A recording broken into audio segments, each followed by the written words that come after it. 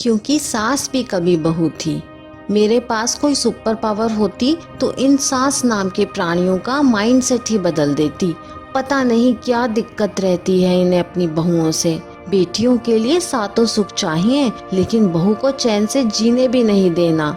मेरा बस चले तो सास को फिर से बहू बना दूं और उनकी सासू माँ के साथ रहते हुए देखूं। तब देखती हूँ इनकी कितनी जबान चलती है। श्रेया के हाथों के साथ साथ उसका मुंह भी तेजी से चल रहा था और वो अपने आप से ही बड़बड़ करती जा रही थी, क्योंकि उसकी सासू माँ सविता जी को अपनी बहू सर्वगुण संपन्न चाहिए और बेटा काम के नाम पर नील बटे सन्नाटा है। तभी फोन की घंटी बजी। श्रेया की तंद्रा भंग हुई और बड़बड़ाहट रुकी। जब तक वो हाथ धोकर फोन उठाती तब तक सासू माँ सविता जी ने लपककर फोन उठा लिया। उन्हें लगा कि उनके मायके से या उनकी बेटी का फोन है, तभी खुशी खुशी भागती चली आई। लेकिन श्रेया ने देखा कि आज सासू माँ के चेहरे पर हमेशा वाली चमक नहीं है। वो सर पर हाथ रखकर बैठ गईं और चेहरे से ऐसे लग रहा था कि अब रोई तब रोई। श्रेया की तो कुछ पूछने की हिम्मत नहीं हुई, क्योंकि वो तो श्रेया से कभी ढंग से बात नहीं करती, ना ही उसकी किसी बात का कोई जवाब देना जरूरी समझती। तब तक ससुर जी आ गए और पत्नी को ऐसे बैठा देखकर पूछा, क्या हो गया? आज शेरनी बकरी कैसे बनी बैठी है? वरना तो तुम दिन भर बेचारी बहू पर दहाड़ती रहती हो और बहू बेचारी बकरी की तरह मिमियाती रहती है। मजाक मत करो, मैं वैसे ही बहुत परेशान हूँ। कल गांव से अम्मा जी आ रही हैं, वो भी अपनी बहन के साथ, मतलब मेरी दो सास आ रही हैं। आपको तो पता ही है कि अम्मा जी ने मेरा क्या हाल किया था। बड़ी मुश्किल से पीछा छूटा था, सास बनी थी। अब मैं फिर से बहू नहीं बनना चाहती, सासू माँ कहते हुए रोने को हो आई। मैं श्रेया, मुझे तो जैसी मुंह मांगी मुराद मिल गई। मुझे तो सच में सुपर पावर मिल गई, अपनी सास को उनकी सास के अंडर में देखने की। क्या अम्मा और मौसी आ रही हैं? चलो भाई, कोई तो होगा जो मेरी अहमियत समझेगा। अब तो मैं भी अपनी अम्मा का पल्लू पकड़कर उनके आगे पीछे घूमूंगा, जैसे तुम्हारा लाडला घूमता है।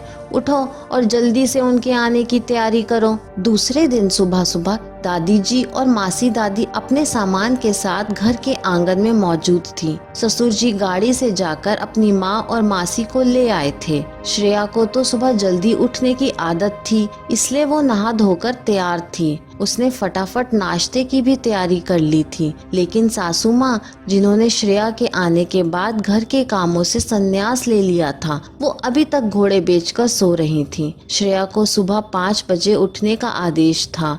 श्रेया ने सबसे पहले घूंघट लेकर दोनों लोगों के चरण स्पर्श किए और जल्दी से पानी मीठा ले आई। दादी और मासी दादी दोनों श्रेया से बहुत खुश रहती थीं। आखिर उनकी लाडली पोता बहू थी। दोनों ने श्रेया को ढेर सारा आशीर्वाद दिया और पूछा, बहू, तुम्हारी सास यानी हमारी बहू कहाँ है, या फिर अभी तक सोकर नहीं उठी?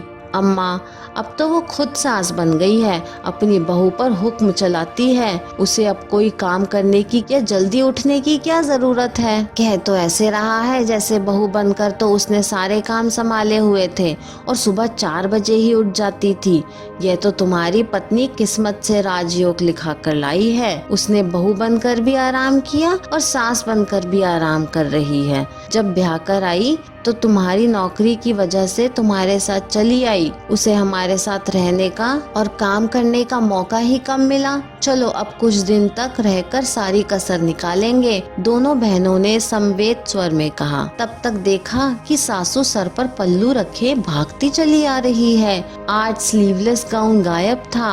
आज अपनी दोनों सासों की वजह से साड़ी पहनकर आई थी। पति ने व्यंग कसा, अरे सविता, आज तुमने साड़ी पहन ली? तुम तो हमेशा वो स्लीवलेस गाउन पहन के रखती हो।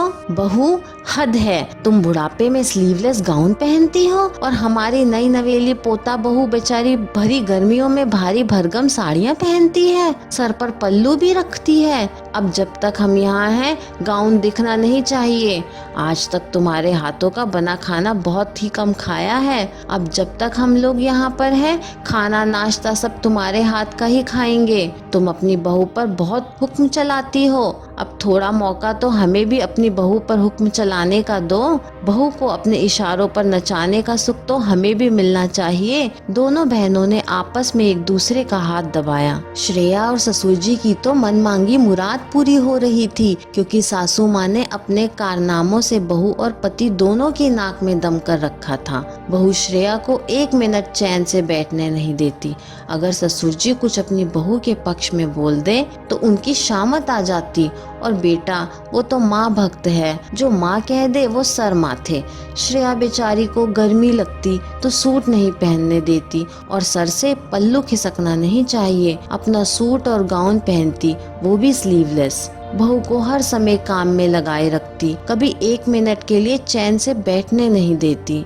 अब श्रेया को देखकर बड़ा सुकून मिल रहा था। दादी सास और मासी दादी दोनों अपनी पोता बहू को तो पलकों पर बिठाकर रखती, लेकिन अपनी बहू रानी से सारा काम करवाती। उनके सामने उनकी बोलती बंद रहती। अपनी माँ और मासी माँ के सामने ससुर जी के भी भाव बढ़ गए। वो भी गिन गिन कर अपनी पत्नी से बदले ले रहे थे। बैठे बैठे खूब कान भरते थे, और फिर वो उनसे काम करवाकर सारा बदला निकालती। एक दिन सासू माँ की हालत पस्त हो गई। वो बीमार पड़ गईं, क्योंकि उन्हें इतना काम करने की आदत नहीं थी। तब दादी जी आकर उनके पास बैठी और बोली, तुमने कभी बहू का दर्द नहीं समझा, इसलिए तुम्हें सबक सिखाने यहाँ आना पड़ा। हमारे बेटे ने फोन पर सारा हाल बताया हमें कि तुम किस तरह से हमारी पोता बहू को परेशान करती हो।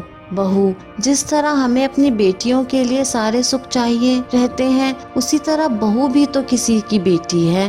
उसके माता पिता ने कितने अरमानों से उसे ससुराल भेजा है, वो भी तो सुख की हकदार है। तुम 2 दिन में इतने कामों से परेशान हो गई बहू। बहू बेचारी रोज करती है, उसका भी दर्द समझो, वरना समय आने पर वो तुम्हारा दर्द नहीं समझेगी। वो भी इंसान है, उसके पास कोई सुपर पावर नहीं है जो छड़ी घुमा देगी और सारा काम हो जाएगा। दोनों एक दूसरे का दर्द समझो, तभी साथ में रह पाओगे, वरना तो कब तक सहेंगे। माँ जी, मुझे अपनी गलती समझ आ गई। बहू कोई सुपर वुमेन नहीं होती जो कभी थकती नहीं, वो भी थकती है। अब मैं कभी शिकायत का मौका नहीं दूंगी, आपके बेटे को भी और आपकी पोता बहू को भी। आखिर वो मेरे पति और बहू हैं। फिर ठीक है, हम अपने घर को चलते हैं, यहाँ तो सब ठीक हो गया। ससुर जी अपनी माँ को गले लगाकर मुस्कुराने लगे और बोले, अम्मा, जब घी सीधी उंगली से ना निकले तब उंगली टेढ़ी करनी पड़े है। श्रेया मन ही मन सबको धन्यवाद दे रही है। काश कि ऐसी दादी सास सुपर पावर के रूप में हर पोता बहू के पास हो, जो सास को फिर से याद दिला सके, क्योंकि सास भी कभी बहू थी। ये कहानी आपको कैसी लगी मुझे कमेंट करके ज़रूर बताइए। कहानी पसंद आई हो तो लाइक, शेयर और चैनल को सब्सक्राइब करना ना भूलें। कहानी सुनने के लिए आपका बहुत बहुत धन्यवाद।